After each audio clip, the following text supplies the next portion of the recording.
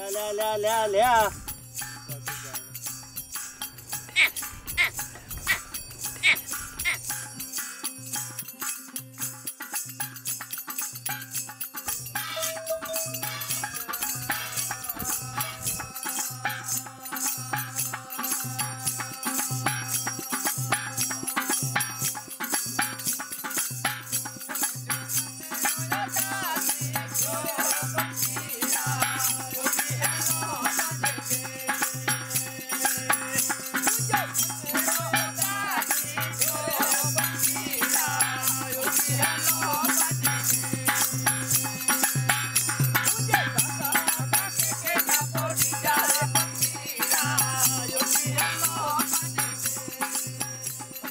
देखो ये जो रन पड़ा है ना, ये पहले नहीं था।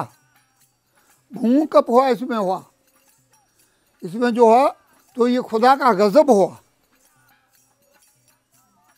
ये शहर से वो वैरान हो गए, बड़े शहर थे, सिंदूरी थी, विगोकोट था और तूर, देवल, बम्बोर, ये सब शहर थे, सब वैरान हो गए।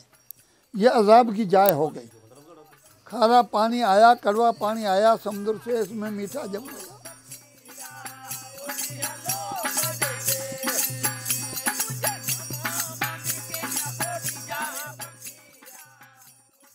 हमारा असल जो व्यवसाय है ये पशु उछेर का है। हर जात का पशु हमारे यहाँ हम उछेरते हैं, गाय, भैंस, बकरी, गेटा सब। हम तो यही काम करते थे, बस पशुओं का जो होएगा देखेंगे, आगे देखेंगे। ऐसा करते करते 60 साल तो आज़ादी की भी निकल गया। तो हमने ये सोचा कि आज़ादी जिसको बोलते हैं, लोकशाही उसको बोला जाता है, तो लोगों की हुकूमत होनी चाहिए। तो हम लोगों ने अपनी हुकूमत के बारे में सोचा, तो ये मालधारी संगठन बनाया हम लोगों ने, पशु उछेरक मालधारी संगठन बनाया।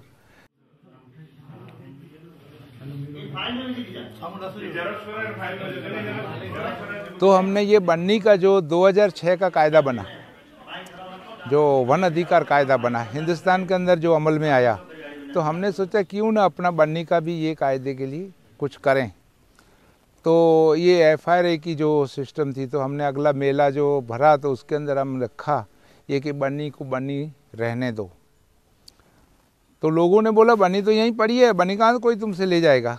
तो हम बोला ऐसी बात नहीं, हमको डर लगता है। हमारे आंखों के सामने गुजरात के अंदर विरमगाम ज़िले के अंदर, तालुके के अंदर एक सारोड़ी फार्म था। वो बहुत बड़ा पशुओं के लिए ऐसा ही फार्म था, बहुत बड़ा था। तो वो हमारी सरकार ने दे दिया एक कंपनी को। कंपनी माने आपने हिंदुस्तान की मानी माना एक कंपनी है, टाटा कंपनी, उनको दे दिया। उनने प्रोजेक्ट बनाया अपनी नैनो कार का। तो उसके ऊपर से हमको और गुस्सा आया कि भाई ये पशुओं का जो चीज़ है ये छीन कर कंपनी वालों को दे देंगे तो क्या करेंगे। –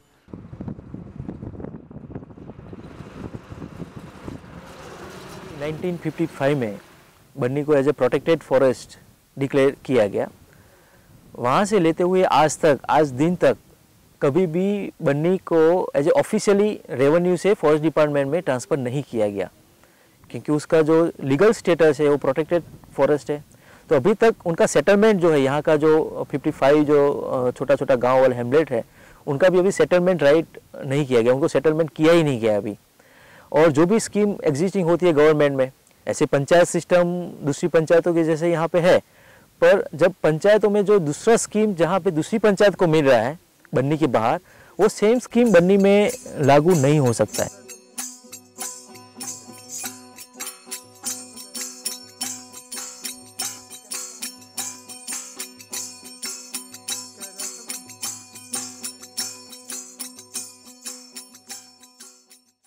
Grasslands, as I was telling you, is never really considered a productive ecosystem.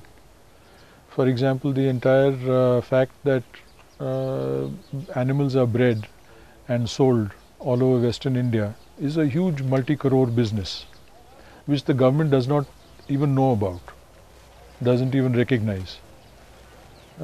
So, if you actually calculate the value of the per unit area of a grassland and how much it generates in terms of the animals and the sale of those animals, and then not just the sale of those animals, but the bulls go and are used all over Saurashtra for ploughing. The milk goes to the dairies, and farming that happens goes as food. So the multiple linkages of the economy it generates based on that small piece of land of grass that animal eats and grows up over 2 years. The net value of that land is enormous.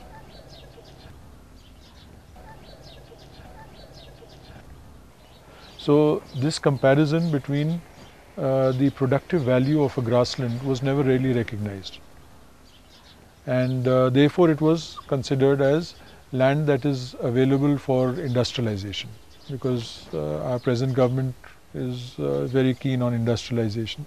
So, and because land in India is scarce because of the huge populations that we have, industries are always scouting for areas where you can get land. So there's been this whole politics about this huge 2,400 square kilometers of land available for industrialization as wasteland, where you don't even have trees, so you can easily use it for any other purpose.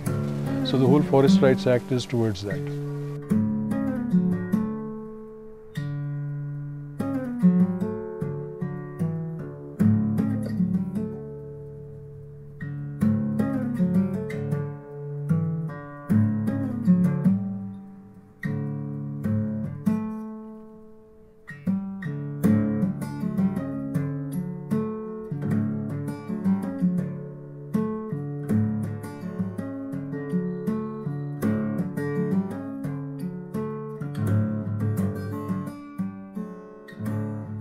ऐसा हम कभी कभी ये दाखला भी देते हैं कि जिसको ऐसा घास, ऐसी ज़मीन रतन भाई को जो दिया है, सारोड़ी बीड़ की ज़मीन, वो इतनी कीमती ज़मीन थी, पशुओं के लिए इतनी थी जिसका कोई सीमा नहीं है, लेकिन उसमें से वो रतन भाई एक नैनू बनाता है ना, वो आप अगर ले जाओगे ना तो 4 साल के बाद में आप किलो के भाव में बेच डालोगे।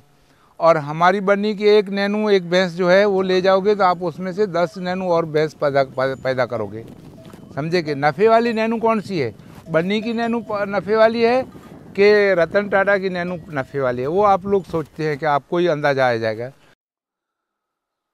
वन तणवासी सिर भरियाम चवंदा सही वा सलाम, पाण ने पेश किया पैगाम तस्बीहूं पढ़ंदा हुआ तमाम, हथ में खणंदे वक़्त हमाम पुण तस्बीहूं चयूं ताम, आङुरियूं अमीर इमाम उद्मी पलटियूं अरबी जाम, पीढ़े ख़ुश थिया ख़ासि आम एॾी उन ते थई इनाम, इज़ नसाण अलाह अलाम, मिर्था मौजदा मशहूर मुल्क मोहम्मद क्यों मामूर। मतलब ये है इसका, जो हमारा जो पैगंबर मोहम्मद था इसकी तारीफ है इसमें। तो इसने आखिरी नबी ने ये सब कुछ दुनिया पर एहसान किए, ये सब कुछ दुनिया पर उसने एहसान किए।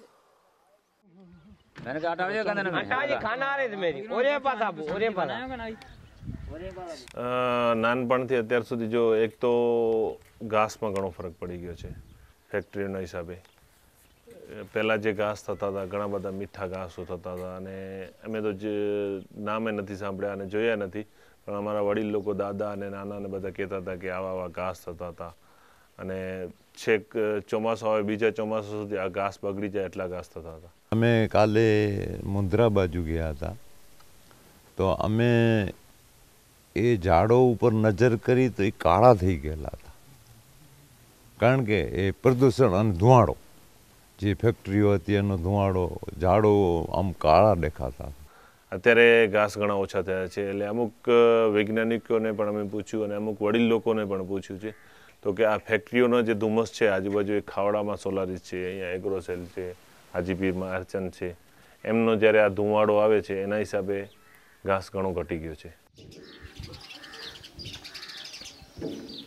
तो हमारी मांगनी है सामूहिक। तो सामूहिक ऐसे मांग रहे हैं कि जिस लोगों ने बोला ये मेरा है, ये मेरा है, वो दूसरे का नहीं सोचेगा, मेरा ही सोचेगा। हमने सोचा ये हमारा है, तो हमने सामूहिक, हम सब बन्नी वासियों ने, हमारी 19 ग्राम पंचायतें हैं और 54-53 हमारे छोटे बड़े गांव हैं, तो हम सब मिल के हम बोला कि ये बन्नी जैसी है ऐसी हमारी है, हमारी रहे। बन्नी छे तो माल छे, माल छे तो मालदारी है। ફોરેસ્ટવાળા કહે છે કે આ રણ સૂકો છે, આ સફેદ છે, ના એ અમારું માલદારીનું ખજાનું છે આ રણ।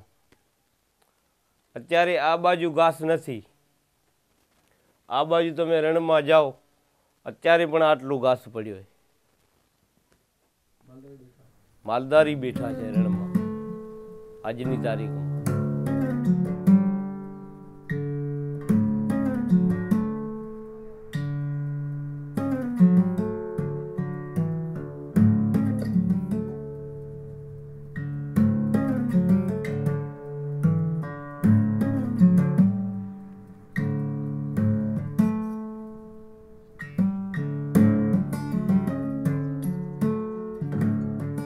हम अब 30-40 साल से देखे कि दुनिया बहुत उड़ान कर रही है, चांद की तरफ जा रहे हैं। कोई बोलता है मैं वहाँ 2 एकड़ ले लिया है चांद के ऊपर, तो हमने बोला सब चांद के ऊपर चले जाएंगे, हमको खुली बनी मिलेगी, इसलिए हम यहीं रहेंगे, वहाँ घींच में हम नहीं जाएंगे, क्योंकि सब चांद ऊपर जा रहे हैं वहाँ घींच हो जाएगी, तो हम यहीं रहेंगे। इसलिए हमने हमारी व्यवस्था ये टिका के रखी है।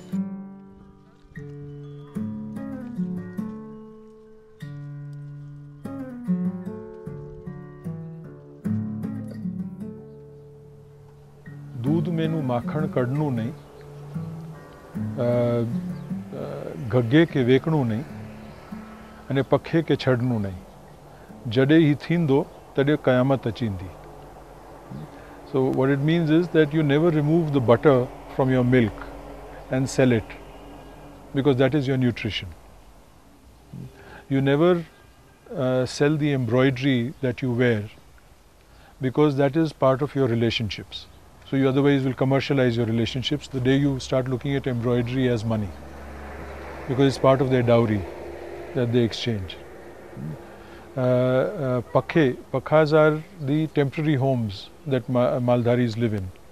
You never leave a temporary home and settle down into a permanent house, because then you will ruin your ecosystems, because you keep moving, allowing the ecosystems to regenerate, and then you come back to it. So the day you start doing these three, then remember that doomsday is close. So then of course they all laugh and they say we have started doing all three, so doomsday is right here now.